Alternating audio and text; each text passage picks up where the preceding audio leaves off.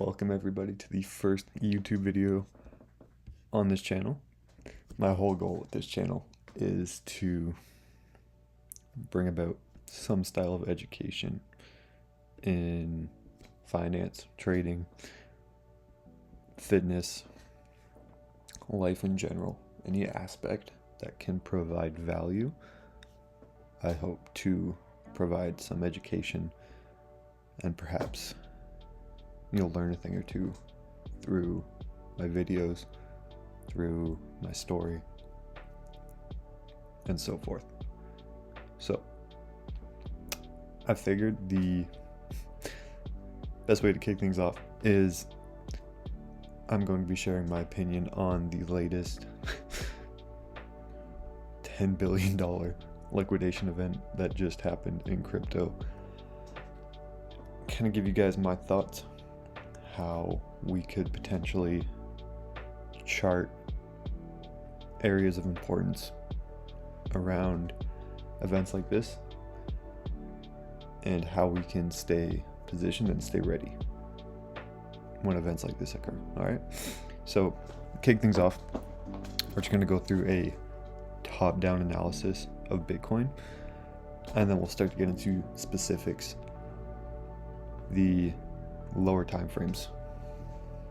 All right, but it is important to remember that we cannot predict what Trump is going to say. We cannot predict external events that influence the market, right? We can be ready for them, but at the end of the day, we do not know the size of the impact that they may have on the market, right? What we can do, we can identify important areas on the charts, and we can be proactive in our positioning and our risk management. All right, so starting from our top-down analysis, we'll go from the monthly and we'll go down to the 4-hour. All right, so in the monthly, we broke out of this 7-month-long flag pattern, smashing through all-time highs. Right, we're big chilling around 100k right now from 67k last cycle, right? And then again, we put in an all-time high right on like 109k. Right, so those are kind of our key levels moving forward. On the weekly, we have a bullish fair value gap imbalance that is holding. It's holding quite well. It's hanging on for dear life there. And I believe if this continues to hold, Bitcoin will stay above 89,000 for as long as this fair value gap holds, or at least 80,000 to be safe. All right, nothing else really sticks out to me on the weekly. We can see the bull flag better.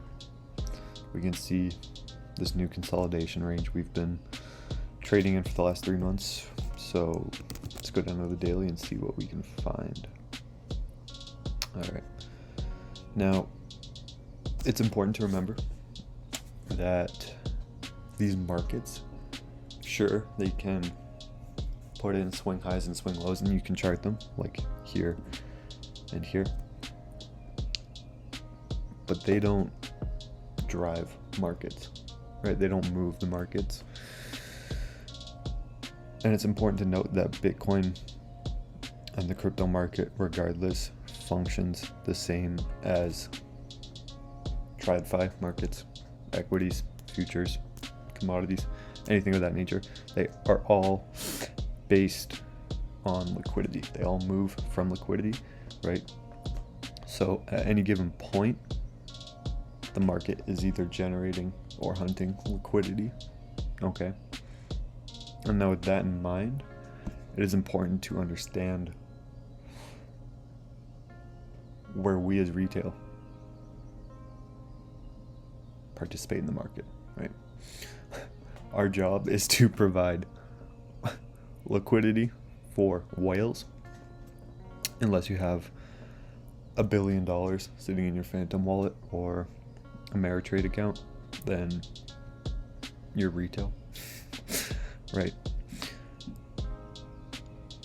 And if you're good at your job in the market, your job then becomes to ride the wave the whales start, okay? Now, when it comes to liquidity, we can actually identify key areas where liquidity may be laying and where price is expected to go to hunt and take this liquidity, okay? So there's three areas we can look for. There is equal highs and lows, swing highs and lows, and then trendline liquidity. All right. So if we're looking at Bitcoin on the daily, we can see all these stacked lows that never got taken out. Right. That comes in the form of sell side. We see that 108 level act as buy side, right? A swing high, equal highs and lows, stuff of that nature. And then since we have nothing to kind of compare Bitcoin to,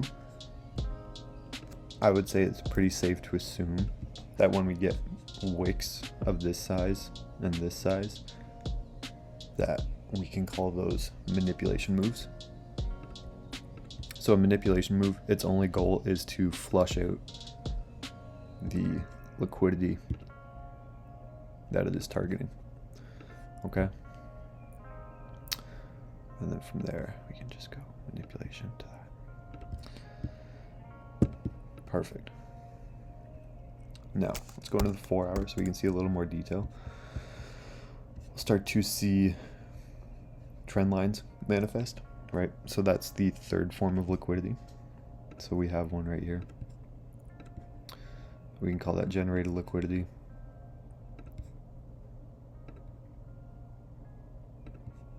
Generated liquidity here. Bottom.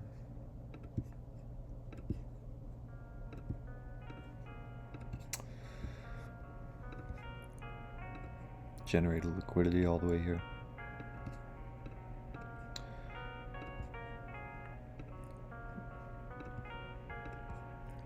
And then generated liquidity here.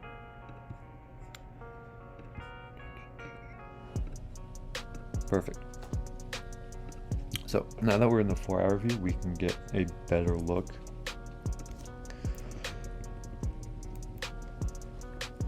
at how price functions and actively seeks out liquidity levels in the market, right? So we'll start with this one. All right, we put in 108, and then down here we were generating liquidity until some news or some whales decided they would like to load up on longs, and we dumped down and we swept this sell side liquidity, putting in a new low and putting in a wicked daily wick, right? There we go, daily. We get that nasty wick there. And then as we go trailing on the way up, we leave trendline liquidity here. And then again, trendline liquidity here through Trump inauguration, kind of choppy. People didn't know what was going on, right? And through the coming weeks, notice we have to take some form of liquidity before we move in the opposite direction, right? We took liquidity on the way up. We left trendline liquidity. And then through the weekend, we could have said before all this happened, right? If we just rested it there,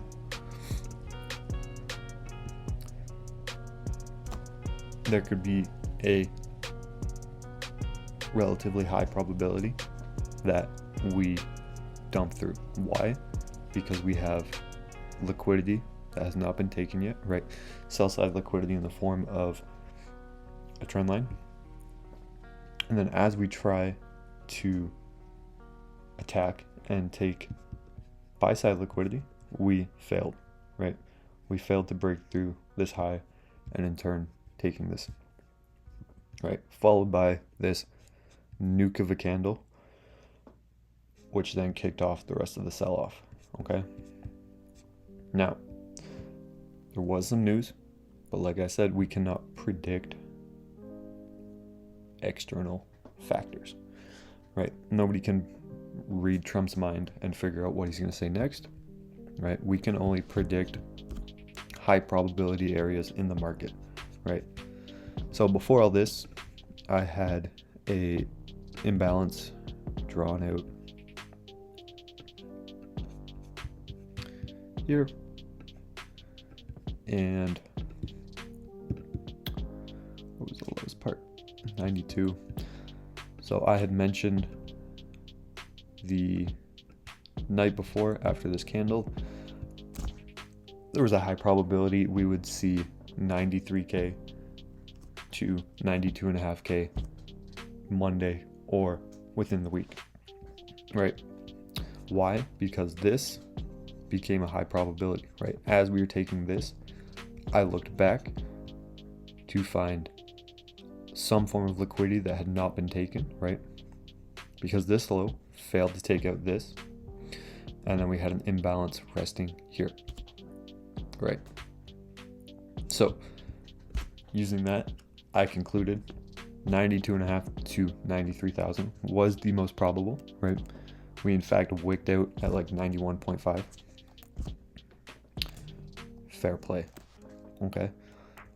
And as soon as we took some form of liquidity on the opposing side, we rallied quite strong, right? And we put in crazy wick here. And if you guys were watching Ethereum, that too also put in a nasty wick. Cool. Just got stopped out here. That's fine.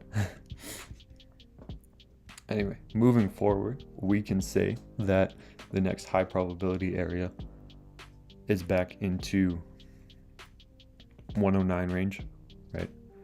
Or 107, right? We'll see what happens. But hopefully you guys learned something.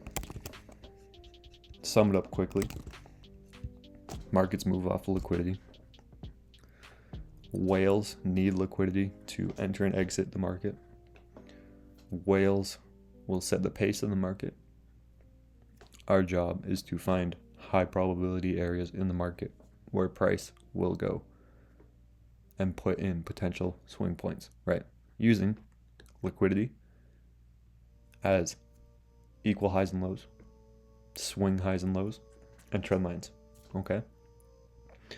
And then especially in the crypto world, we can see capitulations and manipulation moves based on the wicks they leave.